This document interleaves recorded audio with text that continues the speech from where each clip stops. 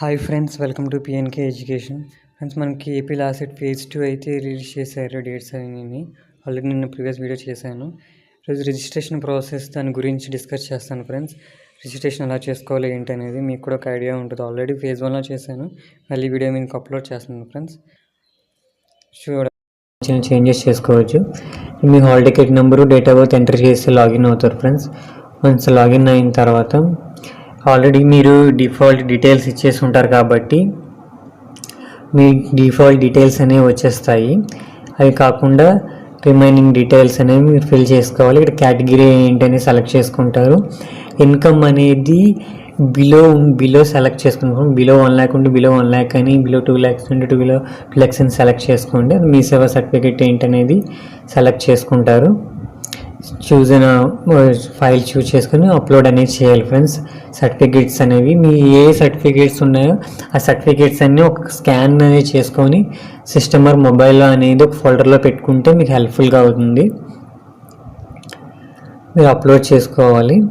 అది ఏ ఫార్మాట్లో అడుగుతున్నాడో ఏంటి అనేసి చూసుకొని, మ్యాక్సిమం జేపీజీ ఫార్మాట్ అని అడుగుతారు, ఆ ఫార్మాట్లో అయితే అప్లోడ్ చేయండి. ఇన్కేస్ ఎన్సీసీ సర్టిఫికేట్, ఎన్సీసీఎస్ అంటే ఎస్ అని క్లిక్ చేస్తారు. ఎన్సీసీ సర్టిఫికేట్ అప్లోడ్ చేస్తారు. ఒకవేళ స్పోర్ట్స్ ఉంటే స్పోర్ట్స్ సర్టిఫికేట్ అది ఒకసారి చూసుకోండి ఫ్రెండ్స్. అలానే degree hall ticket number, degree qualification, percentage, upload certificate, marks memo అనేది ఉంటుంది కదా. ఒకవేళ ఓడీలు లేదు, మేము రీసెంట్గా పాస్ అయ్యి ఓడీలు లేదంటే ప్రొవిజనల్ కంపల్సరీగా అప్లోడ్ చేయండి. కంపల్సరీగా అప్లోడ్ చేయాలి ఫ్రెండ్స్. అది చూసుకున్నది ఒకసారి. ఇంకేమైనా చేంజెస్ ఏమైనా చేయాలనుకుంటే ఎస్ లేదంటే నో అని పెట్టేసి సబ్మిట్ చేసుకుంటే సరిపోతుంది.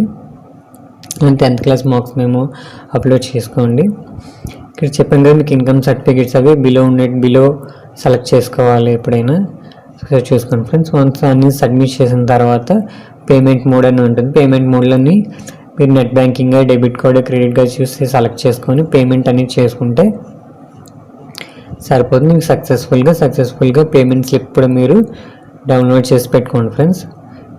పేమెంట్ స్టేటస్ ఉంటుందో చెక్ చేసుకుంటే సరిపోతుంది. ఇది ఎందుకంటే ఈ పీడిఎఫ్లో మీకు ఏంటంటే కొంచెం ఫస్ట్ టైం స్టార్టింగ్ కాబట్టి ఒకసారి కన్ఫ్యూజన్ అవ్వకుండా మీకు ఈజీగా చెప్పడం వల్ల మీకు కూడా కొంచెం హెల్ప్ఫుల్ అవుతుంది కాబట్టి ఎక్స్ప్లెయిన్ చేస్తున్నాను ఫ్రెండ్స్.